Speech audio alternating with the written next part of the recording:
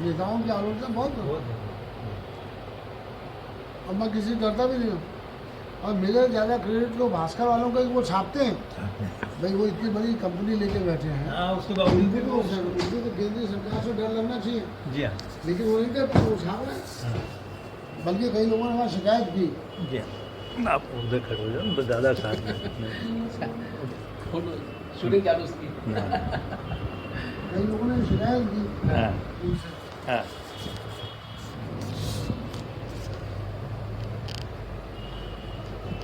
आप भी आ गए। अरे फिर यार सौभाग्य रहेगा हमारा। हाँ, आप भाग्यवान हैं कि आप इंदौर में रहते हैं और इनके शहर में रहते हैं, बड़ी खुशी की बात है, बहुत अच्छी बात है। और मुझे अकोला से मिलने आना पड़ा और आप यहीं रोज के। बेटा सुनो, नमस्कार, आप सभी को होली की बहुत बहुत शुभकामनाएं। मित्रों, होली का त्यौहार आप जरूर मनाइए, मगर इससे कोई तकलीफ हो ऐसा काम ना करें। खूब रंग खेलिए। हाँ, रंग से मना नहीं करता हूँ, खूब रंग खेलिए, खूब बच्चों को रगड़िए, खुद को रगड़ाइए, रंग लगाइए, खूब मस्ती कीजिए। ये गुब्बारे नहीं चलाना, गुब्बारे बिल्कुल नहीं चलाना। कोई ख़राब रंग जिससे स्किन खराब हो और स्किन पे जलन हो, ऐसे रंग भी यूज़ नहीं करना, है ना। और पेड़ भी नहीं काटना। होली जलाना मगर पेड़ को नहीं काटना। और हाँ, होली मनाना जरूर है। आप होली नहीं मनाएंगे तो देख लीजिए साहब, मैं नाराज हो जाऊँगा आपसे। होली जरूर मनाइए, क्योंकि होली मस्ती का त्यौहार है, आनंद का त्यौहार है, खुशियों का त्यौहार है। इस कलरफुल, इस रंगीन त्यौहार को भला हम क्यों न मनाएं। सनातन काल से चला आ रहा त्यौहार आप सभी के लिए बहुत बहुत सुखदायक हो, शुभकारी हो, ये भावना बांधता हूँ। और फिर से निवेदन करता हूँ कि आप सब खूब खूब आनंद से, रंगों से सरोबार हो जाए, खूब रंग उड़ाएं, खूब रंग खेलें। अनेक अनेक धन्यवाद। मैं रमेश जोरावत जैन, अकोला। जय हिंद। शाकाहारी और मांसाहारी जीव के बीच का अंतर बताइए। देखिए, बहुत सारे अंतर है, इसके पहले भी मैं आपको बता चुका हूँ। और दो अंतर मैं आज आपको बताना चाहूँगा कि कुदरत ने शाकाहारी और मांसाहारी जीवों में भेद किया हुआ है। कुछ लोग कुदरती शाकाहारी है, कुछ कुदरत से मांसाहारी है। इंसान शाकाहारी जीव है, इसलिए इंसान ने मांसाहार नहीं करना चाहिए, ये बात कुदरत कहती है, पर हम लोग नहीं मानते हैं। दो आपको मैं उनके भेद बताऊंगा कि जितने भी मांसाहारी जानवर है, हम देखते हैं कि जितने भी मांसाहारी जानवर है, सबको अनिवार्य रूप से एक से अधिक बच्चे जन्म होते हैं। जितने भी आप देखिए, जैसे बिल्ली है, शेर है, कुत्ता, ये सब मांसाहारी जीव है, इनके एक से अधिक बच्चों को जन्म होते हैं। जबकि हम शाकाहारी है, जैसे कि इंसान है, गाय, भैंस, ये इनको एक ही बच्चा पैदा होता है। अपवाद स्वरूप कभी कभी जुड़ा बच्चा होता है, और वो नियम नहीं है, नियम कुदरत का एक ही है। और दूसरा एक भेद और है कि जितने भी मांसाहारी जीव है, उन सब के दांत लंबे और नुकीले होते हैं। क्यों? ताकि वो मांस को चीर सके, मांस को फाड़ सके।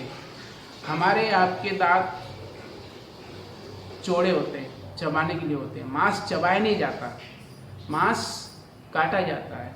काटने के लिए नुकीले दांत होना चाहिए, नाखून होना चाहिए चीर फाड़ करने के लिए। लेकिन हमारे दांत एकदम चौड़े हैं, हम अनाज चबा सकते हैं, मांस को चबाया नहीं जाता। आपने मेरी बात सुनी, और आप चाहे तो मुझसे फ़ोन पर संपर्क कर सकते हो और जानकारी के लिए। मेरा नंबर है 9028371436। रमेश जोरावत जैन। अनेक अनेक धन्यवाद। ये बड़े दुख की बात है कि हम लोग धर्म के नाम पर पशु की हत्या करते हैं। बहुत सारे त्यौहार ऐसे हैं और बहुत सारे हमारे रिवाज ऐसे हैं जहाँ पे पशु की हत्या की जाती है। मैं समझता हूँ नेपाल के गाड़ी महोत्सव आपने देखा हुआ, पौरा देवी के अंदर भी, और अभी तो दशहरा आने वाला है। नवरात्रि के बाद में बहुत सारे घरों में या बहुत सारे लोगों द्वारा बलि दी जाएंगी। तो ये गलत है, ये नहीं होना चाहिए, क्योंकि किसी को मार कर भगवान खुश नहीं हो सकता है। अब भगवान को चढ़ा रहे हैं किसी को, जिसने भगवान ने जिसे बनाया, आप उसे मार कर उसको चढ़ाते हो, ये क्या उचित है? क्या बिल्कुल उचित नहीं है। मैं देखा था पिछली बार हम लोग कलकत्ता गए थे, वहाँ पर भी देवी माँ के मंदिर में एक छोटा सा बकरा बैठा परेशान था बेचारा, कोई औरत बैठी थी उसको लेकर, शायद तो कट भी गया हूँ अभी तक। तो ये बात मुझे गलत लगती है कि हम अपने स्वार्थ के लिए, अपने लालच के लिए किसी मुख लाचार प्राणी को मंदिर में या और भी कहीं को घरों में काट देते हैं। तो भला कोई भी भगवान ये ऐसी चीज़ क्यों मांगेगा, क्यों करेंगे? जब भगवान को लेना खुद ही ले लेंगे, आपसे क्यों मांगेंगे? भगवान ने बनाया उसको, तो वो आपको कोई जरूरत नहीं मानने की उसको।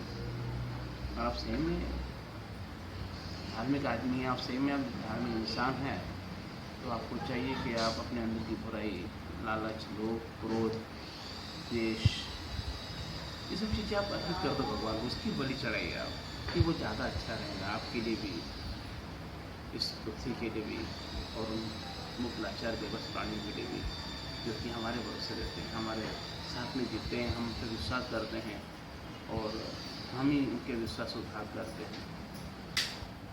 अनेक अनेक धन्यवाद। रमेश दोरावत चैन, अकोला। नमस्कार मित्रों, मैं आपको आप जो सभी अहिंसा प्रेमी हैं, शाकाहार के लिए काम करते हैं और जिनके मन में दया भाव है, आप लोगों के सामने अक्सर सवाल आते होंगे कि भाई मांस खाना, जो मांसाहारी लोग हैं वो कहते हैं कि मांस खाना चाहिए, अच्छी बात है। तो मैं आपको उनके कुछ कारण बताऊंगा, रीज़न बताऊंगा, जिससे आप नहीं बता सके कि मांस खाना अच्छी बात नहीं है। तो सबसे पहले मैं आपको बताना चाहूँगा कि आप ये जो मांसाहारी उन्हें ये बताया है कि भाई मांस खाना आप स्वाद के लिए खाते हो, हमारे साइंस में इसकी इजाज़त, विज्ञान इसकी इजाज़त नहीं देता है हमें खाने के लिए मांस, क्योंकि विज्ञान के अनुसार हमारे शरीर की रचना मांस के लिए उपयुक्त नहीं है। उदाहरण के लिए आप बोल सकते हो कि जो मांसाहारी जानवर है, जैसे शेर, बिल्ली, कुत्ता, ये सब मांसाहारी जानवर जीभ से पानी पीते हैं, जीभ से पानी पीते हैं, और हम शाकाहारी लोग हैं, हम भैंस, गाय, शाकाहारी होठ से पानी पीते हैं। ये बहुत बड़ा डिफरेंस है। ये भगवान ने एक अंतर रखा है शाकाहारी और मांसाहारियों में। दूसरा एक उदाहरण है, जितने मांसाहारी जानवर हैं उन सबको रात के अंधेरे में दिखाई देता है। तो क्यों उनको दिखाई देता है रात को? ताकि रात के अंधेरे में अपना शिकार कर सके, अपने भोजन की तलाश कर सके। आपको, हमें रात को दिखाई देता है क्या? नहीं दिखाई देता। तो मित्रों, भाई ये दो कारण थे, और भी कुछ कारण है, हम अगली बार और आपसे मिलेंगे और आपको ज़रूर बताएंगे आगे और कौन सी बातें हैं जो शाकाहार के लिए आप कह सकते हैं, शाकाहार के प्रचार प्रसार में उस चीज़ को ला सकते हैं। अनेक अनेक धन्यवाद। रमेश दोरावत चैन, आप मुझसे संपर्क कर सकते हैं। मेरा फ़ोन नंबर आप सब जानते हैं, फिर भी आप एक बार लिख लीजिए, 90 28 371 436। अनेक अनेक धन्यवाद। नमस्कार। देखिए, पशुओं की हत्या एक इंसानियत का अभिशाप है। जो लोग पशुओं का मांस खाते हैं, उन्हें मारते हैं, मैं समझता हूँ वो इस धरती के साथ, इस कुदरत के साथ और ईश्वर के साथ अन्याय करते हैं। उन्हें ऐसा नहीं करना चाहिए, किसी को नहीं मारना चाहिए। बोला क्या मिल जाता है? किसी को मार कर आप खा जाते हो, किसी को क्या मिल जाता है? क्या मिलना उससे?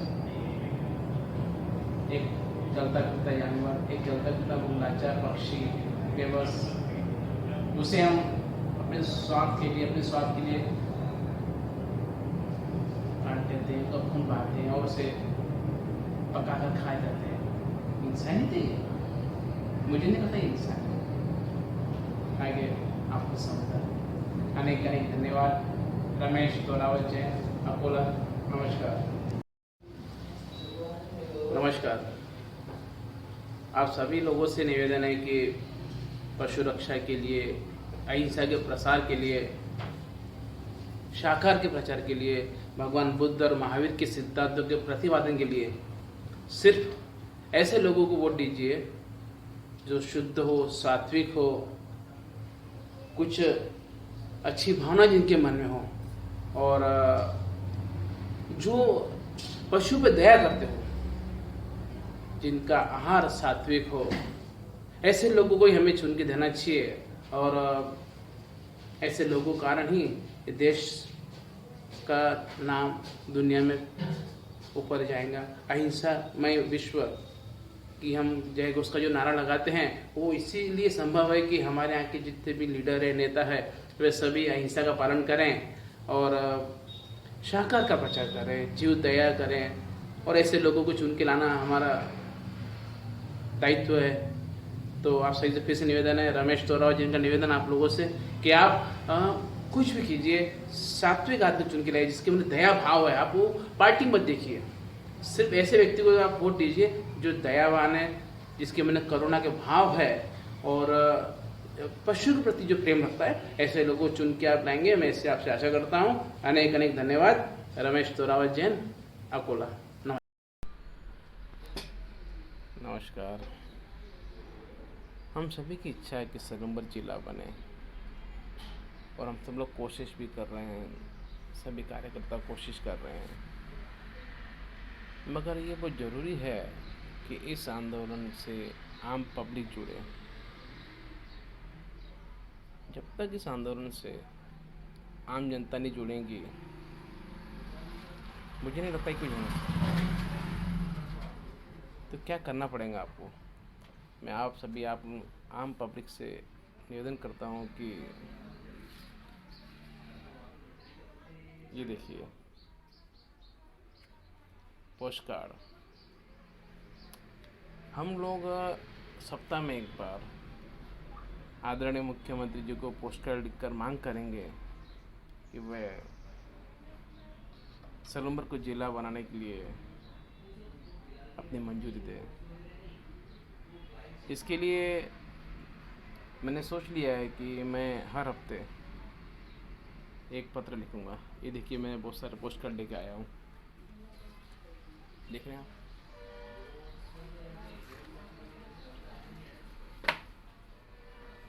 तो आप सभी, आप सलूम्बर वाले और जो भी सलूम्बर से जुड़े लोग हैं, जो कहीं भी रहते हो, महाराष्ट्र में, बाहर, गुजरात में, सभी से हाथ जोड़ के निवेदन है कि आप इस आंदोलन से जुड़ जाइए। जब तक आप इस आंदोलन से नहीं जुड़ते हैं, सलूम्बर का जिला बनना बहुत मुश्किल है। क्योंकि आमतौर पर हम देखते हैं कि दबाव नहीं पड़ता है, हमेशा वही कुछ चेहरे जाते हैं, मांग करते हैं, तो सरकार को ऐसा लगता है कि कोई ठीक है, चलता है, होता है, मांग रहे हैं, चलने दो, हाँ बोलते रहो, नहीं बोलते रहो, चलते रहता है। तो अब जबकि हम हर हफ्ते हमारे सलूम्बर की करीब 25-30 हज़ार की आवाज़ होंगी, तो हर हफ्ते 25-30 हज़ार पोस्ट कार्ड, ज़्यादा खर्चा नहीं करना है आपको, एक 50 पैसे का पोस्ट कार्ड लिखना है हर हफ्ते। कोई भी आप दिन तय कर लीजिए आपकी तरफ से। जब हर हफ्ते 25-30 हज़ार पोस्ट कार्ड मुख्यमंत्री जो जाएंगे सलूम्बर को जिला बनाने की मांग को लेकर, तो सोचिए आप कितना प्रभाव गिरेगा। तो हम ये आंदोलन से जुड़ सकते हैं, आप सभी आम पब्लिक, क्योंकि हर जगह आम पब्लिक नहीं आती है, कुछ लोग ही जाते हैं, 5-25 लोग ही जाते हैं निवेदन देने, ज्ञापन देने, धरना, जो भी रहे, आगे वही रहते हैं। तो जब तक आम पब्लिक नहीं जुड़ेंगी, सलूम्बर का जिला बनना बहुत मुश्किल है। तो आप सभी आम पब्लिक के पत्र जाएंगे तो ज़रूर कुछ ना कुछ, मुझे लगता है कि सकारात्मक इसके परिणाम हमें मिलेंगे। तो आप शुरू कर दीजिए। मैंने शुरू कर दिया है, अभी आपको मैंने बताया पत्र, फिर से बताता हूँ। ये देखिए आप, मुख्यमंत्री को मैंने पत्र लिख दिया है।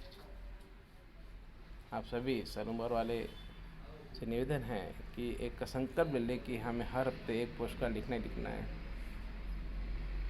और हमारे कार्यकर्ताओं से निवेदन है जो भी इस चीज़ में आगे बढ़े हैं, जो काम कर रहे हैं, कि वे कुछ पोस्ट कार्ड खरीद कर हफ्ते में एक बार सब दुकानों को दे देकर हाथों हाथ उनसे पत्र लिखवा लें और वो पत्र आप पोस्ट कर दीजिए। पता वो सादा सिंपल होता है, मुख्यमंत्री निवास या मंत्रालय जयपुर राजस्थान काफ़ी है, उसमें पहुंच जाता है।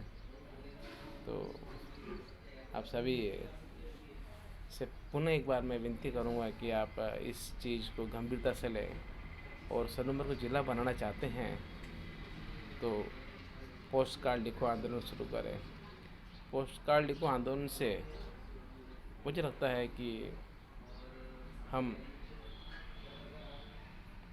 वो नतीजे पाएंगे जो कि किसी भी ज़ोर ज़बरदस्ती से पाए लोग पाने की कोशिश करते हैं। हमें शांतिपूर्ण काम करना है, शांतिपूर्ण ढंग से आंदोलन करना है, क्योंकि हमारे सलूमर की बात है। सलूमर पर कोई कलंक न लगे, ये हमें ध्यान रखना है। आने के लिए धन्यवाद। नमस्कार। जय जिनेंद्र, जय श्री राम। सभी को नमस्कार, जय जिनेंद्र, जय श्री राम। आज अखबार ने एक बड़ी अच्छी खबर दी है। अच्छी मतलब मैं तो उसे अच्छी नहीं मानूंगा, लेकिन ऐसी खबर आई है अखबार में कि जो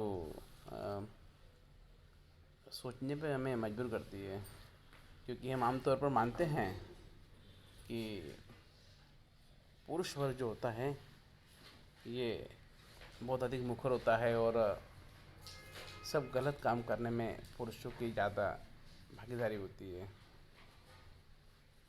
आज अखबार ने, पहले आप एक नज़र मारी, मैं आपको अखबार दिखाता हूँ आज का। देखिए अब अखबार क्या है। ये अखबार, एक सेकंड मैं आपको अखबार दिखाता हूँ। ये देखिए आप, अश्लील हरकत करने पर महिलाओं को 2 दिन की जेल। ये घटना उत्तर प्रदेश के मुजफ्फरनगर की है और इसकी तारीख है 26 सितंबर 2016 को ये घटना घटी थी। एक महिला और उसके कुछ पुरुष मित्र सार्वजनिक स्थान पर अश्लील हरकत कर रहे थे। आज 6 मार्च को दैनिक भास्कर ने खबर छापी है जो कि मुझे सोचने में मजबूर कर दी थी कि ये कैसे संभव है। भारतीय संस्कृति में हमारी मातृशक्ति, उन्हें हम लाजवंती कहते हैं, लज्जा जिनका आभूषण ऐसा माना जाता है। हालांकि ये कोई थोपी गई परंपरा नहीं है, मगर हम देख रहे हैं सदियों से ही चले आ रहा है और महिलाओं को हमने देखा है कि वे को घर की इज्जत के रूप में हम देखते हैं। मगर ये खबर कि महिला को सार्वजनिक स्थान पर अश्लील हरकत करते हुए पकड़ा गया और उसे 2 दिन की सज़ा हुई, 2 दिन की जेल हो गई। कोर्ट ने माना हो कि वो अपराधी है और उसे सज़ा दी गई, जेल की सज़ा उसे मिली। ये सोचने विषय है कि ऐसा क्यों हो रहा है। ये हमारे मूल्यों पर आघात है। आप कह सकते हैं कि मैं पुरुषवादी मानसिकता से ग्रस्त हूँ, मगर नहीं, ये कोई भी करे गलत ही है। ये जो सूचना आई है अखबार में, ये कई सवाल खड़े करती है। जबकि सामने अभी विश्व महिला दिवस है, तो महिला दिवस पर ये खबर अखबार में आना मुझे कुछ भाई नहीं। सरकार ने, कोर्ट ने उसे सज़ा दी है, लेकिन कई बातें सामने इसमें हमें नज़र आती है। उसमें प्रमुख है महिलाओं को बराबरी का अधिकार। मैं बरसों से सुनते आ रहा हूँ कि महिलाओं को बराबरी का अधिकार नहीं मिलता है, महिलाओं से भेदभाव होता है, महिलाओं पर अत्याचार भी होते हैं। ये सही बात है, महिलाओं को अत्याचार होते हैं और महिलाओं को सबसे ज़्यादा कीमत चुकानी पड़ती है परंपराओं की। महिलाओं को बलिदान देना पड़ता है। महिलाएं बहुत अधिक अपना बलिदान देती हैं और घर की 4 दीवारों में रहती है। अखबार में छपी इस घटना ने मुझे बहुत सोचने पर मजबूर कर दिया है कि महिलाएं क्या बहुत मुखर हो गई है। क्या उन्होंने ये ठान लिया है कि वे पुरुषों से बराबरी करके रहेंगी। बाकी क्षेत्रों में तो उनका योगदान और ये जो है बात बराबरी की अच्छी लगती है, मगर ये जो बात है अश्लील हरकत करते हुए पकड़े जाना और मैं उनको सज़ा, ये देश का और मुझे लगता है पहला मौका है हमारे देश में। आज तक मैंने कभी नहीं सुना कि महिलाओं को सज़ा दी गई हो, पकड़ी गई हो। आमतौर हम देखते हैं कि कई बार अखबार में छपता है और बहुत सारी महिलाओं को पकड़ा जाता है, लेकिन उसमें महिलाओं के नाम उजागर नहीं होते हैं। उन्हें उनके साथी जो पुरुष होते हैं उन्हें पकड़ा जाता है और उनको ही सज़ा मिलती है। महिलाओं को नसीहत देकर छोड़ दिया जाता है। केस महिलाओं पे नहीं बनते हैं, पुरुषों बनते हैं। ये आमतौर पर हम देखते हैं, इससे ही होता है हुआ है। मगर पहली बार जो घटना घटी है, ये जो अश्लील हरकत करती हुई महिलाएं पकड़ी गई और अदालत ने उन्हें सज़ा सुनाई। महिलाओं की आज़ादी की पैरवी करने वाले कई लोग हमें मिल जाएंगे, मगर वे महिलाओं की भावनाओं को नहीं समझते हैं। महिलाओं की अपनी भावना होती है और उसका सम्मान पुरुषों को करना चाहिए। ये महिला अगर पकड़ी गई है तो निश्चित रूप से कोई ना कोई वजह होंगी, उसकी अपनी ज़रूरतें पूरी नहीं हुई होंगी, उसे क्यों करना पड़ा। और सबसे ख़ास बात कि वो अकेली दोषी थोड़ी है, उसकी इस हरकत में पुरुष भी दोषी है। पुरुषों ने ही ऐसी व्यवस्था बनाई है कि महिला उसमें पीस के रह जाती है, वरना क्या ज़रूरत थी उसे करने की। यकीनन बात पैसे की हुई होगी, पैसे से ये सब काम होते हैं।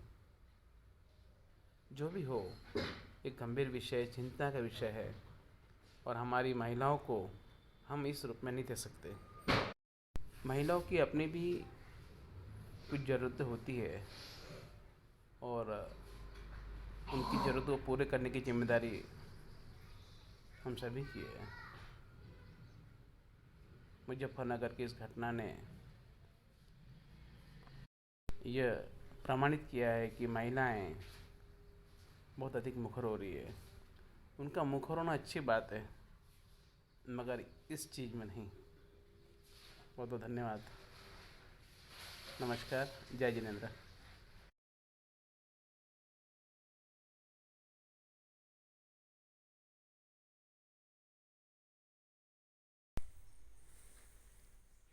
सभी माता बहनों को महिला दिवस की शुभकामनाएं। 8 मार्च से ये हम लोग महिला दिवस के रूप में मनाते हैं और इस दिवस के मैं आप सभी माता बहनों को शुभकामनाएं देना चाहता हूँ। और आज ये जो दिन है, ये आप पर बड़ी जिम्मेदारी लेकर आता है। मैं आज आपसे जो बात करने वाला हूँ वो बहुत काम की बात है। सभी माताएं बहनें हमारी ये फिल्म देखें और आगे भी फॉरवर्ड करें। यूट्यूब पर भी आप देखते हैं तो इसे लाइक करें, चैनल सब्सक्राइब भी आपको करना है, क्योंकि ये बहुत काम की बात। मैं आपसे कह रहा हूँ, बहुत बड़ी जिम्मेदारी आप पर मैं सौंप रहा हूँ। मैं रमेश तोरावत जैनाकोला। पशुओं की रक्षा के लिए मैं आपसे बचना चाहता हूँ। आप कह सकते हैं हम क्या कर सकते हैं। मुख्य जीवों के प्रति आज दुनिया भर में हम देख रहे हैं कि बहुत उनके प्रति कषाय बढ़ रही है। हम लोग प्रतिदिन लाखों करोड़ों जीवों को काट के खा जा रहे हैं। मैं चाहता हूँ आप इस आंदोलन में जुड़ें, शाकाहार के आंदोलन से आप जुड़ें, जीव दया के इस आंदोलन से आप जुड़ें। आपकी मदद से यकीनन लाखों पशु की जान बच सकती है। आप पूछेंगे कैसे, हम क्या कर सकते हैं। आपको किसी आंदोलन में नहीं आना है, आपको कोई पत्र नहीं लिखना है, आपको कोई धरना नहीं देना है, कोई क्रांति नहीं करना है। आपको तो बस एक ही काम करना है कि आज इसी वक्त आपको एक प्रण लेना है। एक प्रण आपको एक वादा करना है, एक वचन देना है, और ये वादा, ये वचन आपको अपने आप को स्वयं को देना है, किसी और को नहीं, क्योंकि आप पर बहुत बड़ी जिम्मेदारी है। महिलाएं चाहें तो पशु की हत्या हो सकती है, बहुत कम हो सकती है। आपको आज इस 8 मार्च महिला दिवस पर यह वचन देना है कि आज के बाद मेरी रसोई में, मेरे किचन में कभी भी कोई भी लाश नहीं आएंगी, कोई मृत शरीर नहीं आएगा, मेरे किचन में किसी की हत्या नहीं होगी, मेरी रसोई में आज के बाद कोई मांस का पकवान नहीं बनेगा, कोई बकरा, कोई मुर्गा, भेड़, हिरन, खरगोश, मछली, कोई भी जानवर हो, कोई भी जीव जंतु हो, आज के बाद मेरे रसोई में किसी भी प्राणी की हत्या नहीं होगी, किसी की भी लाश को हम नहीं पकाएंगे, किसी भी प्राणी के टुकड़े हम नहीं करेंगे, हमारे कुकर में कोई मांस नहीं पकेगा, हमारी कढ़ाई में कोई भी लाश को नहीं तला जाएगा। बहुत आसान काम है, आप कर सकते हैं, आपको करना भी चाहिए, आप करेंगे भी, मुझे विश्वास है, क्योंकि हमारे ग्रंथों में, पूरी दुनिया में, हमारे समाज में एक धारणा है कि महिलाएं बहुत दयालु होती है। आप बहुत दयालु है, सभी माता बहनें दयालु होती है, तो ये दया आपकी उन मुक्त जीवों के काम आना चाहिए। वे मुक्त जीव जो कि हमारे स्वाद के लिए अपने प्राणों को त्यागते हैं। हम इंसान कितने निकृष्ट है कि हम अपने स्वाद के लिए मासूम पशु पक्षी जीव जंतु को मार डालते हैं। हम लोग बहुत गलत काम करते हैं, और इस गलत काम को रोकने में हम आप सभी देश विदेश की, हमारे देश की, पूरी दुनिया की जो माता बहनें हैं, सबसे हम ये अपेक्षा करते हैं, सबसे ये वादा चाहते हैं कि वे आज के बाद कभी भी अपनी रसोई में मांसाहारी व्यंजन नहीं पकाएंगी। देखिए कि आपको छोटी सी बात कहता हूँ कि कोई हम किसी की मृत्यु हो जाए तो हम लोग जाते हैं, उसके अंतिम यात्रा में शरीक होते हैं, उसके अंतिम संस्कार में जाते हैं, तो आकर घर में आपने देखा होगा, आप अपने बेटे हो, भाई हो, बहन, पति हो, कैसे कहते हैं, अरे बाहर रुक जाइए, अंदर नहीं आना, आप पहले नहा लीजिए। किसी मृत शरीर को छूने पर आप नहाने का आदेश करते हैं, और हम नहाते भी हैं। हम लोग नहा कर ही हमारे घर में घुसते हैं, किसी के अंतिम संस्कार में जाके आते हैं, किसी लाश को छू कर आते हैं। तो जब इतनी सी बात है तो फिर आप सोचिए, जब किसी की हत्या करके हमारे घर में लाश कैसे ला सकते हैं हम? कोई बकरा, कोई मछली, कोई मुर्गा, उसे मारकर हम हमारे किचन में कैसे ला सकते हैं? हमारा किचन है ना, कोई कब्रिस्तान थोड़ी है। हमारे किचन में कभी भी कोई लाश नहीं आनी चाहिए, ये अपवित्र है, अपशगुन है। जो जानवर मरता है, जिसकी हम हत्या करते हैं, आपको क्या लगता है वो मरते मरते आपको दुआ देगा? बद्दुआ ही देगा, उससे आह निकलेंगी, आह। कभी आपने देखा बद्दुआ कैसी होती है? नहीं देखा है। मैं आपको उदाहरण बताता हूँ, बद्दुआ का उदाहरण दिखाता हूँ। एक्सरे के बारे में जानते हैं, हम लोग बीमार हो जाते हैं तो हमारा एक्सरे होता है। एक्सरे मशीन हमारे अंदर की जांच करती है और वो दिखाती है। एक्सरे की जो किरण दिखाई नहीं देती हमें, जो कि मनुष्य ने बनाई है, तो फिर आप सोचिए वो जीव जिसके बद्दुआ कितनी असरकारक होंगी, वो कुछ भी कर सकती है। हमें डरना होगा उसके बद्दुआ से, उसकी आहें नहीं लेना है हमें। हम कोशिश करेंगे कि कभी भी आज के बाद किसी जीव की हत्या न हो। ग्रंथों में कहा गया है कि पशु हत्या करने वाला दोषी तो है ही, मगर उसके साथ में और कौन दोषी है? उसके साथ दोषी है वे सब लोग जो उसका विरोध नहीं करते हैं, अनुभूत ना करते हैं उसकी। पशु को काटने वाला दोषी है, मगर उसके साथ में उसको छीलने वाला, उसको पैकिंग करने वाला, उसको उठाकर लाने वाला, घर में टुकड़े टुकड़े करने वाला, उसको धोने वाला, उसको पकाने वाला, उसमें नमक डालने वाला, मिर्ची डालने वाला, गैस का लाइटर लगाने वाला, पानी डालने वाला और उबालने वाला, उसको टेस्ट करने वाला, खाना परोसने वाला, खाने वाला, और उसके बाद में जो बर्तन होते हैं ना, उसको साफ करने वाला, बर्तन को मांजने वाला, ये सारे लोग उस पशु हत्या में बराबर के शरीक होते हैं। जब हमारे कर्मों का देखा जाएगा तो उसमें सारे लोग उस हत्या के बराबर के भागीदार होंगे और उसकी उनको सज़ा मिलेगी, ऐसा हमारे ग्रंथों में कहा गया है।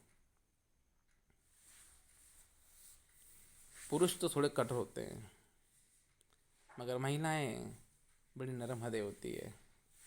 8 मार्च महिला दिवस, तो इतना सा काम तो आप कर ही सकते हो, कर सकते हैं ना, कीजिए, करना चाहिए, बहुत अच्छा लगेगा। यदि आप ये सब करते हैं तो मुझे ज़रूर लिखिए, ताकि मैं अपने अगले वीडियो में आपके बारे में ज़रूर बताऊंगा कि हमारी इस बहन ने, हमारी इस माँ ने, इस भाभी जी ने ये बहुत बढ़िया काम किया है और उन्होंने अपनी रसोई से हमेशा हमेशा के लिए लाशों को बाहर निकाल दिया है। इनके रसोई में कोई लाश का पकवान नहीं बनता है, और कितनी गलत बात है ये बताइए मुझे आप। अच्छा लगता है क्या कोई लाश के टुकड़े लेके आए और उसको पकाएं? अच्छा लगता है क्या आपको? हाँ, आपके किचन में किसी की हत्या होती है, बकरा काट डालते हैं, मुर्गा छीलते हैं, अच्छा लगता है क्या? उसके दर्द का एहसास नहीं होता है क्या? हमें होना चाहिए, दर्द का एहसास होना चाहिए। इस धरती पर सारे जीव जो संवेदना हमारे अंदर है वो लेकर पैदा होते हैं, बस फर्क इतना है कि वो बोल नहीं पाते, उन्मुख होते हैं, लाचार होते हैं, बेबस होते हैं। कभी आप किसी कट्टे हुए बकरी की आंखें देखना, उन आंखों से वो हजारों बातें कह देता है। कभी तड़पते उस मुर्गे को देखना जो कि अपने प्राण बचाने के लिए तड़पता है, उसकी तड़प आपको रुला देंगी आपको। ये बिल्कुल सही कहा गया है कि अगर कत्ल खाने के दीवारें शीशे की होती, कांच की होती, तो इतनी हत्या नहीं होती। हमें इस सिलसिला रोकना होगा और इसमें हमें मदद लगेगी आपकी, आप माता बहनों की। ये काम आप कर सकते हैं। आप एक चेन बना सकते हैं, आप अपने महिला मंडल में इस बात को बोल सकते हैं कि हमारे घर में आज से सभी महिला मंडल के, हमारे घर में आज के बाद कभी कोई भी हत्या नहीं होंगी, किसी लाचार जीव को नहीं मारा जाएगा, किसी की बद्दुआ नहीं ली जाएंगी। बद्दुआएं मत दीजिए, रोकिए। आपके घर में आपके बच्चे का जन्मदिन है और आप किसी को मार के खा रहे हो, पार्टी मना रहे हो, तो क्या मरने वाला जीव आपके बच्चे को दुआ देंगे क्या? वो तो बद्दुआ देंगे। बद्दुआ नहीं देना है हमें। शाकाहारी बनाइए। भारतीय शाकाहार संघ की शाखा आप अपने शहर में खुल सकते हैं, आप जुड़ सकते हैं हमारे साथ में। कुछ भी नहीं करना है, बस एक अच्छे काम में जोड़ना है आपको। आइए, आपका स्वागत है। मैं आपके पत्र का इंतज़ार कर रहा हूँ। मेरा व्हाट्सअप नंबर 9028-371-436 9028371436। आप मुझे व्हाट्सअप कीजिए, आपकी सहमति दीजिए। मैं चाहता हूँ कि मेरे लेख में, मेरे अगले वीडियो में मैं आपके बारे में बताऊँ कि हमारी इस बहन ने ये प्रण लिया है कि आज के बाद में इसकी रसोई में कभी भी कोई भी मांस का व्यंजन नहीं बनेगा। हमारी इस बहन ने वादा किया है कि अब उसके घर में कभी भी ऐसा काम नहीं होगा कि कोई मुक्त जीव उसे बद्दुआ दे। आप मुझे जरूर लिखना। मैं रमेश तोरावत, जनाकोला। आपने मुझे सुना शांति के साथ, मैं आपका आभारी हूँ। बहुत बहुत धन्यवाद। बोलना और बहुत कुछ चाहता हूँ, पर बहुत ज़्यादा वीडियो लंबा हो जाएगा तो आपको बोर करेगा। तो इसमें ही हम ठीक है। चैनल को ज़रूर सब्सक्राइब कर देना, घंटे का बटन भी दबा देना, नीचे कमेंट भी कर देना। धन्यवाद। नमस्कार। जय राम जी की जय जिनेंद्र। ज़िंदगी में सबसे अच्छे दिन कौन से होते हैं? शायद बचपन के दिन अच्छे होते हैं। कौन ऐसा व्यक्ति होगा जिसका बचपन बहुत खुशी में नहीं बीता होगा, बहुत आनंद से नहीं बीता होगा। मैं अपने बचपन पर नज़र मारता हूँ तो मुझे बहुत अच्छा लगता है। माँ थी, बाबूजी थे, दादाजी थे, दादी जी थी, कितने सारे लोग थे जो आज मेरे साथ में नहीं है। जीवन की असल खुशियाँ तो उनके साथ में ही होती है जो हमसे बड़े होते हैं। जीवन आज भी है, मगर ये जीवन कुछ अजनबी सा लगता है। बड़े हो गए, जिम्मेदारियों का एहसास है, कंधे हमारे झुकने लगे हैं। ये कोई बेहतर एहसास नहीं। जीवन तो वही अच्छा था, माँ के राज में, बाबूजी के राज में। सचमुच वो दिन कभी आएंगे फिर? नहीं, वे दिन कभी नहीं आएंगे, अब कभी आ भी नहीं सकते। कुदरत का चक्र बड़ा ही निर्दयी है। ये हमारी खुशियों को रोकते हुए चले जाता है। बहुत याद आती है मुझे, बहुत याद आती है मेरी माँ, मेरे बाबूजी, मेरे मामा जी, दादी जी, बा, दादाजी, बड़े दादाजी, छोटे दादाजी और मेरे साले साहब महेंद्र भाई, गैबिला जी, उनकी पत्नी। कितने भले लोगों को मैं खो चुका हूँ, कितने अच्छे अच्छे लोगों को मैं अपने जीवन से दूर कर चुका हूँ। ये जीवन के सुनहरे दिन, जीवन के वो प्यारे दिन अब पता नहीं कब आएंगे, कभी नहीं आएंगे। कुदरत जब हमें समझ देती है तो हमारी खुशियाँ छीन लेती है, और जब खुशियाँ होती है तो हमें उसकी कदर नहीं होती है, उसकी समझ नहीं होती है। हम समझ नहीं पाते हैं कि जो लोग आज हमारे साथ में हैं, हमारे बड़े हैं, बुजुर्ग हैं, ये कितने अनमोल है, इनसे कितनी रौनक है। हम तो अपनी मस्ती में लगे रहते हैं, अपनी ही मस्ती में। कभी हम सोचते ही नहीं कि कभी से हम जुदा हो जाएंगे, कैसे जिएंगे, कैसे रहेंगे हम इनके बिना। बहुत याद आते हैं माँ, बाबूजी, दादाजी, बा,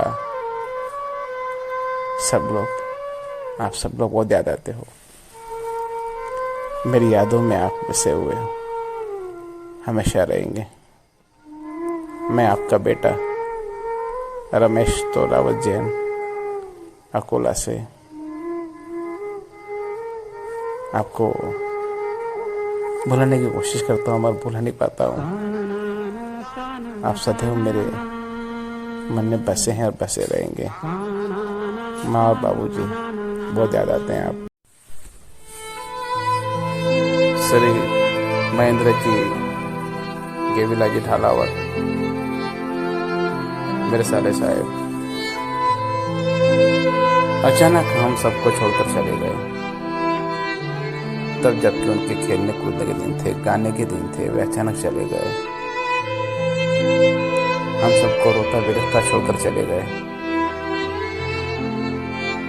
एक सपना सा था जो टूट गया। बहुत बड़ा गम दे गए महेंद्र भाई। और ये गम की जो बादल है हम सब पर छाए थे, मगर सबसे अधिक कोई रोया था तो कोई दुखी हुआ था तो वो थे उनके पिता सर्गेई बेला जी। मैं देखता था उन्हें और सोचता था कि इनके दिल में क्या गुजर रही होंगी। जवान बेटे को अपने कंधे पर फूंकाना किसी कच्चे दिल के व्यक्ति का काम नहीं है। उस समय मैंने सर्गेई बेला जी के ऊपर कुछ पंक्तियाँ लिखी थी। आज डायरी में ये मेरे अनायास हाथ में लगी। 29/5/1996 को मैंने लिखा था। मैं चाहता हूँ कि अभी वे पंक्तियाँ सुने। इसका मैंने शीर्षक दिया हुआ है, ए टूटे हुए आदमी तू। ए टूटे हुए आदमी तू, तूफानों की राहों में कब तक खड़ा रहेगा। ए टूटे हुए आदमी तू, तूफानों की राहों में कब तक खड़ा रहेगा। देने सहारा फिर दोबारा अब न कोई आएगा, अब न कोई आएगा। तूफानों को तूने कभी मोड़ा था, तूफानों को तूने कभी मोड़ा था। चीर कर रख दिया वो धरती का सीना था। तेरे अपने तेरे सपने हुआ कुछ ऐसा घात। तेरे अपने तेरे सपने हुआ कुछ ऐसा घात। बिगड़ी तकदीर तेरी ऐसी कि दुखों की मिली सौगात। राह कटीली तू अकेला कैसे चल पाएगा। राह कटीली तू अकेला कैसे चल पाएगा। देने सहारा फिर दोबारा अब न कोई आएगा, अब न कोई आएगा। कि करवट बदले नींद को तरसे नींद आंखों में नहीं। करवट बदले नींद को तरसे नींद आंखों में नहीं। आंख गड़ाए बैठा क्यों तू दूर गगन में कहीं। झूठे सपने झूठी आशा रूठ बैठा है दाता। झूठे सपने झूठी आशा रूठ बैठा है दाता। जो जाता वो फिर न आता वो कैसे आएगा। जो जाता फिर न आता वो कैसे आएगा। देने सहारा फिर दोबारा अब न कोई आएगा। ये टूटे हुए आदमी तू, तूफानों की राहों में कब तक खड़ा रहेगा। देने सहारा फिर दोबारा अब न कोई आएगा। सर्गेई बेला जी को मेरी श्रद्धांजलि। आज सालों बाद हमारे साथ में नहीं है वे भी इस दुनिया से चले गए, पर उनकी यादें हमारे साथ में हैं। धन्यवाद। नमस्कार। बहुधा लोग मुझसे पूछते हैं कि ग्रंथों के बारे में आपके क्या विचार है। ग्रंथों में जो बातें लिखी गई है वे हमारे पूर्वजों ने लिखी है, उनने अपने अनुभव से लिखी है, इसलिए मैं उन पर सवाल नहीं उठा सकता मैं।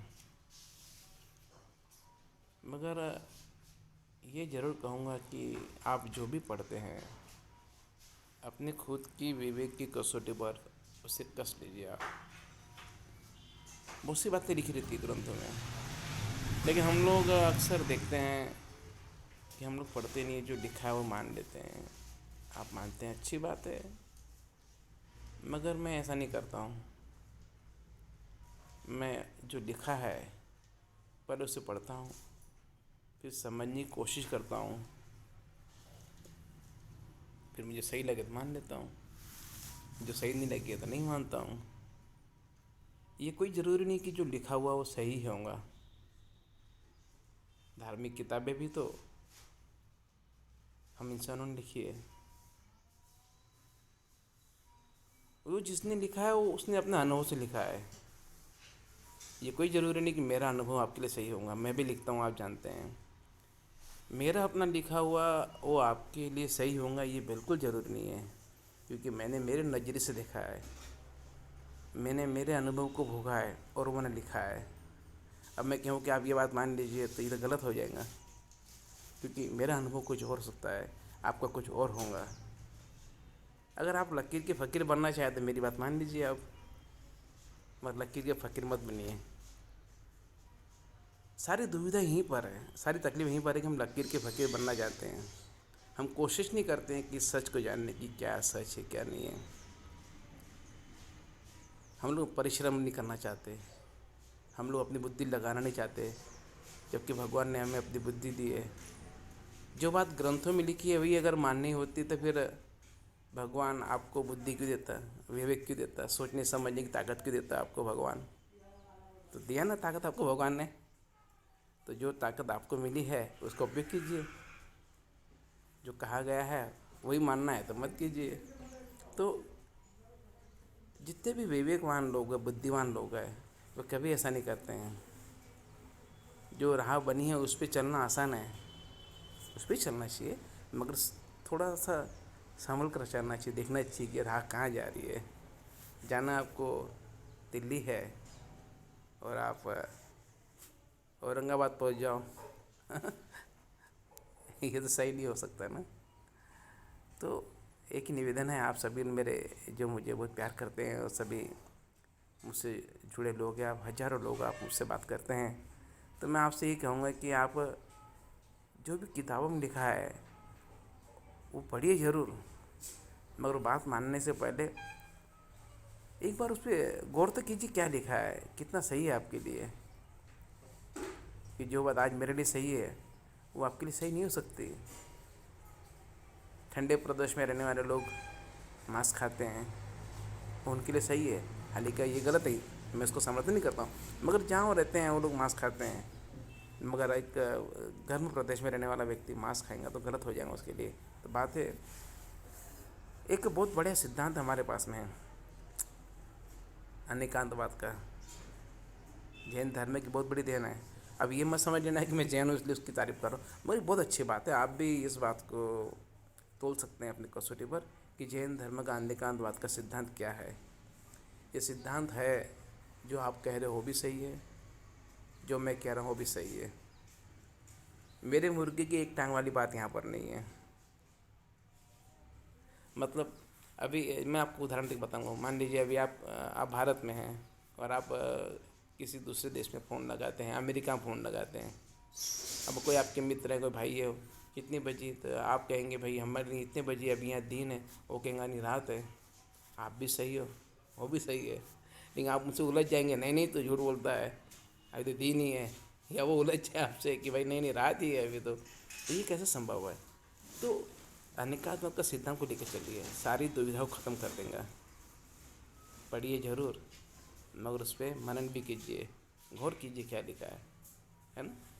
नमस्कार, जय जिनेंद्र, जय राम जी की।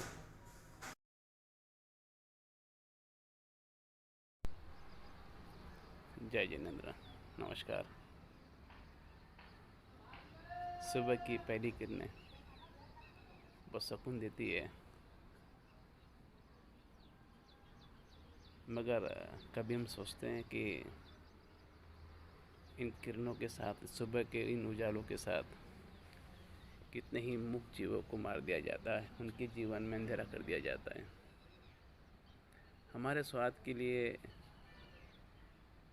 रोज न जाने कितने जीवों को सुबह सुबह मौत के घाट उतार दिया जाता है। कभी सोचा है आपने? कभी नहीं सोचते हम लोग। मुक्त पशु की पीड़ा का कोई एहसास नहीं है हमें।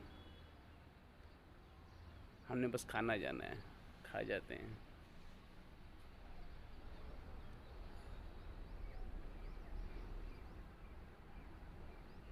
किस प्रजाति के लोग हैं हम लोग?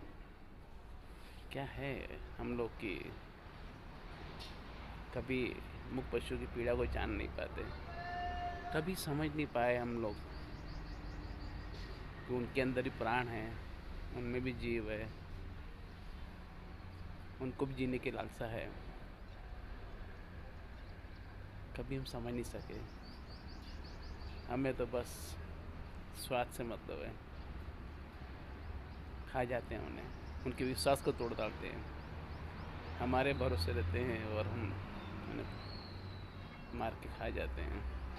बहुत दुख होता है। जागना होगा हमें अपने लिए, इंसानियत के लिए, कि अब हमें निर्णय करना है कि क्या खाना है और क्या नहीं खाना है। धन्यवाद, नमस्कार, जय जिनेंद्र।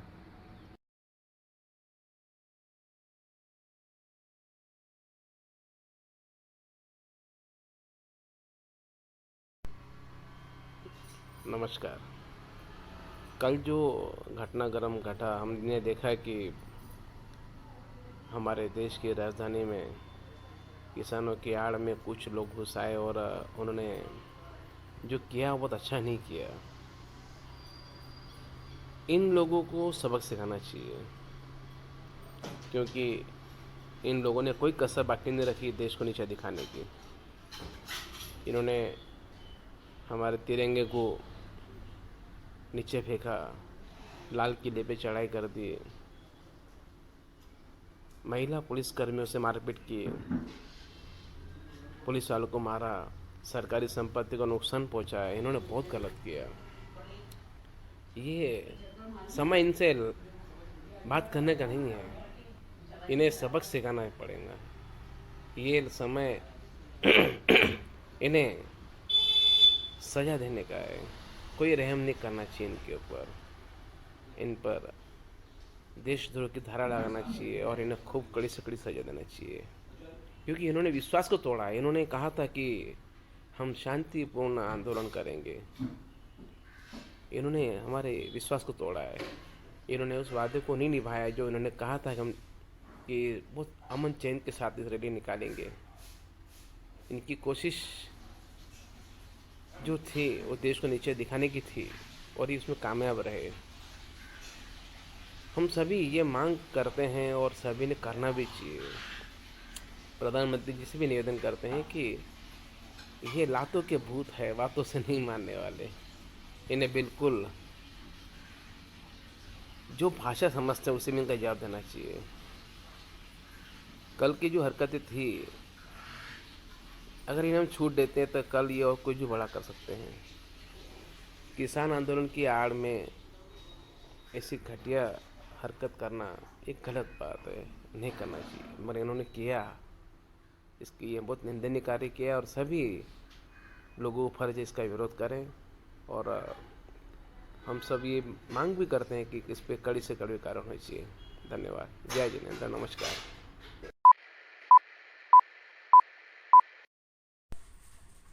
नमस्कार, जय जिनेंद्र।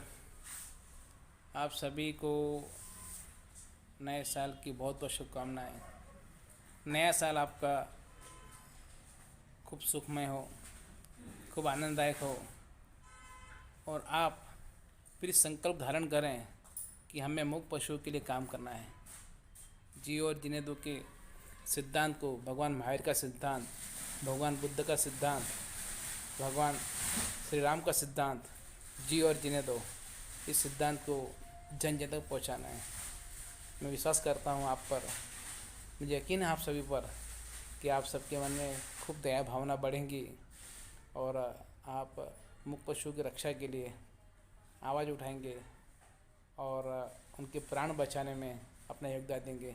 शाकाहार का आप खूब प्रचार करेंगे और नए साल को सार्थक बनाएंगे। बहुत बहुत धन्यवाद। मैं रमेश तोरावत, जैन अकोला।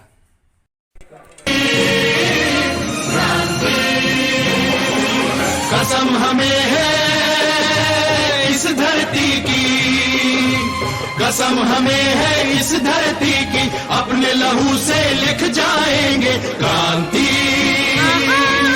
क्रांति, क्रांति, क्रांति, क्रांति,